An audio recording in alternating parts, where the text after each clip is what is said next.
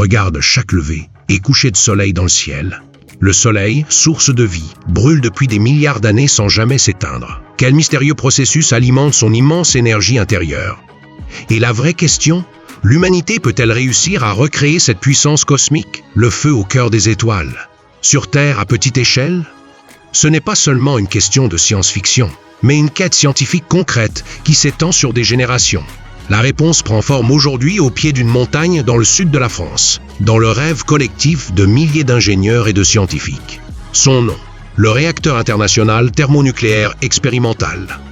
Mais si ce rêve devient réalité, peut-on échapper complètement au dilemme carbone créé par les combustibles fossiles, à la peur de la pénurie énergétique, aux inquiétudes des déchets nucléaires?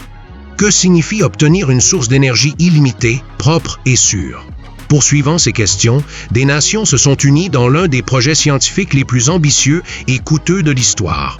Le réacteur international thermonucléaire expérimental n'est pas seulement une abréviation de International Thermonuclear Experimental Reactor, il signifie aussi « route » en latin. C'est véritablement le long chemin sinueux vers le futur énergétique de l'humanité. Les graines du projet ont été semées durant les jours les plus froids de la guerre froide. En 1985, le président américain, Reagan, et le leader soviétique Gorbatchev, de côtés opposés du gouffre politique, ont partagé une vision commune pour l'humanité. Coopération pacifique pour l'énergie de fusion. Ce n'était pas juste un accord technique, mais un geste humain profond. Aujourd'hui, un consortium qui perpétue cet esprit représente plus de la moitié de la population mondiale et une grande partie de l'économie globale, et avance le projet. Union européenne, Chine, Inde, Japon, Corée du Sud, Russie et États-Unis. Un exemple de coopération internationale à une telle échelle ne se trouve que dans la Station spatiale internationale. Pourtant, ITER est unique par son objectif de changer radicalement un besoin fondamental humain sur Terre, et non simplement comme plateforme de recherche en orbite. La question est, pourquoi la puissance des étoiles est-elle si difficile à atteindre sur Terre? La réponse réside dans les lois fondamentales de la nature. Le Soleil atteint la chaleur nécessaire à la fusion 15 millions de degrés Celsius grâce à la pression gravitationnelle inimaginable de sa masse. Comme on ne peut pas reproduire cette gravité sur Terre, il faut atteindre des températures bien plus élevées. Exactement 150 millions de degrés Celsius. C'est un feu 10 fois plus chaud que le cœur du Soleil. Dans de telles conditions extrêmes, la matière passe de l'état solide, liquide ou gazeux à un quatrième état, le plasma. Cette boule de feu chargée, fluide et chaotique, a la capacité de vaporiser instantanément tout ce qu'elle touche. Là commence le plus grand défi d'ITER, contenir ce fragment incontrôlable d'étoiles dans une cage. Cette cage s'appelle un tokamak. Inventé par des scientifiques soviétiques, ce dispositif est devenu le symbole de la fusion. Son principe, un gigantesque anneau métallique chambre à vide entouré des aimants supraconducteurs les plus puissants jamais construits, générant des cages magnétiques invisibles qui maintiennent le plasma au centre, hors des parois. Ce champ magnétique est 200 fois plus fort que celui de la Terre. Les supraconducteurs fonctionnent refroidis près du zéro absolu, moins 269 degrés Celsius avec de l'hélium liquide. Ainsi, dans la même machine coexistent les différences de température les plus extrêmes de l'univers, 150 millions de degrés d'une part, 269 degrés de l'autre. La raison de l'utilisation d'aimants supraconducteurs est de maintenir le champ magnétique sans perte énergétique énorme.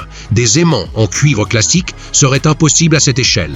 Une épopée d'ingénierie, pièce géante, puzzle global.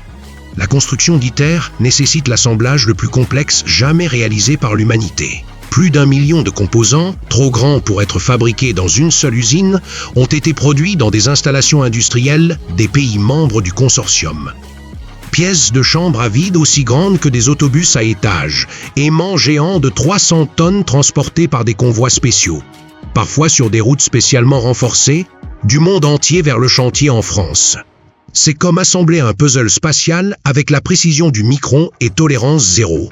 Le cœur du système est le solénoïde central, une énorme bobine produisant une poussée magnétique plus forte qu'une fusée solide. Le divertor, qui interagit avec le plasma, est fabriqué avec des matériaux similaires au bouclier des navettes spatiales, tungstène, beryllium, et chargé de résister à une chaleur extrême et de purifier le plasma des impuretés. Chaque composant est en soi une prouesse technologique. Allumer et maintenir le feu, la clé dorée de la fusion. L'objectif ultime d'ITER n'est pas seulement d'allumer le plasma, mais de franchir un seuil scientifique, Q-10. Cela signifie, avec 50 MW d'énergie injectée, obtenir 500 MW par la fusion. Un gain d'énergie décuplé. Pourquoi pas juste un? Parce que Q = un seuil de rentabilité n'est pas suffisant pour une source d'énergie pratique. Cette marge bénéficiaire est cruciale pour compenser les pertes inévitables et fournir une électricité nette au réseau. Le carburant des expériences est la matière première de la fusion, deutérium et tritium. Le deutérium est abondant dans l'eau de mer. Le tritium, cependant, est un isotope radioactif et extrêmement rare de l'hydrogène. Et s'il en manque? La solution ingénieuse d'ITER. Le réacteur est conçu pour produire son propre carburant. Les neutrons interagissant avec le lithium-6 dans la paroi du réacteur génèrent de nouveaux atomes de tritium. Cette boucle fermée du tritium est essentielle pour les futurs réacteurs autonomes. Propreté, sécurité. Au cœur de la promesse de la fusion. La promesse environnementale de la fusion éblouit. Zéro gaz à effet de serre, zéro pollution de l'air, pas de pluie acide. Le produit principal de la réaction est un gaz hélium inoffensif. Mais n'y a-t-il vraiment aucun déchet? Les neutrons à haute énergie finissent par rendre radioactives les structures internes du réacteur.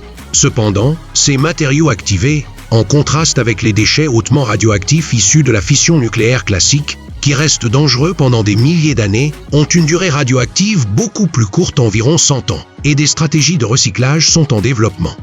La sécurité est le principal atout de la fusion. La réaction dépend de conditions extrêmement sensibles. En cas de problème, le plasma se refroidit et la réaction s'arrête automatiquement avant de pouvoir devenir une réaction en chaîne. À tout moment, seulement quelques grammes de carburant sont présents dans le réacteur, limitant intrinsèquement le potentiel d'énergie libérable. Un effondrement nucléaire de fusion est physiquement impossible. Pourquoi la fusion est-elle toujours nécessaire? Les renouvelables ne suffisent-elles pas? L'énergie solaire et éolienne progressent rapidement. Alors pourquoi la fusion est-elle nécessaire? La réponse est la diversité et la fiabilité des systèmes énergétiques. Les renouvelables dépendent de la météo et du temps. Le vent tombe, le soleil se couche. Le stockage d'énergie à grande échelle n'est pas encore une solution généralisée. La fusion peut fournir une énergie de base continue et puissante, qui est indépendante du climat. La fission fait cela aussi, mais la fusion offre un profil environnemental et de sécurité bien meilleur. La fusion pourrait, comme pilier complémentaire et sans carbone, compléter le mix énergétique renouvelable. De plus, l'abondance d'énergie propre qu'elle produira pourra révolutionner non seulement l'électricité, mais aussi la chaleur industrielle, la production d'hydrogène et le dessalement de l'eau. Feuille de route, que se passera-t-il après ITER?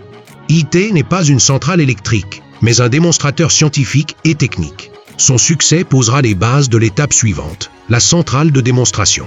Celle-ci intégrera les enseignements d'ITER, alimentera le réseau en électricité continue et sera le premier prototype avec un cycle du tritium complètement fermé. Après la démo, les réacteurs commerciaux de fusion devraient arriver dès les années 2060. Les obstacles principaux: développer des matériaux qui supportent une exploitation continue, améliorer l'efficacité de la production de tritium et faire baisser les coûts à des niveaux viables.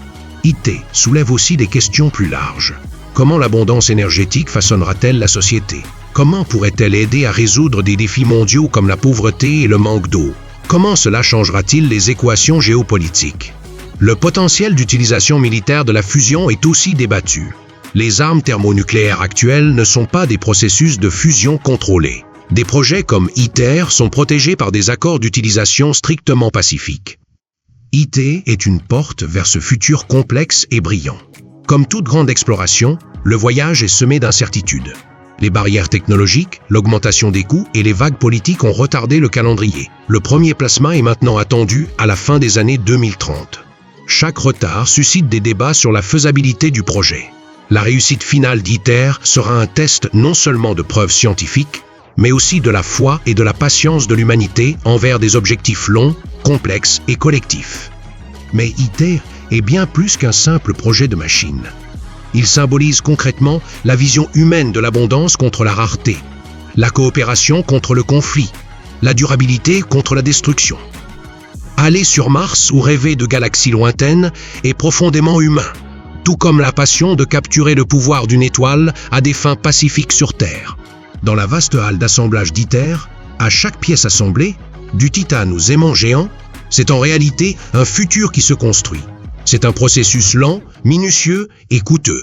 Cependant, lorsque le plasma deutérium-tritium s'allumera pour la première fois, scintillant d'un bleu lumineux et confirmant la valeur historique Q10, une nouvelle ère s'ouvrira dans l'histoire humaine.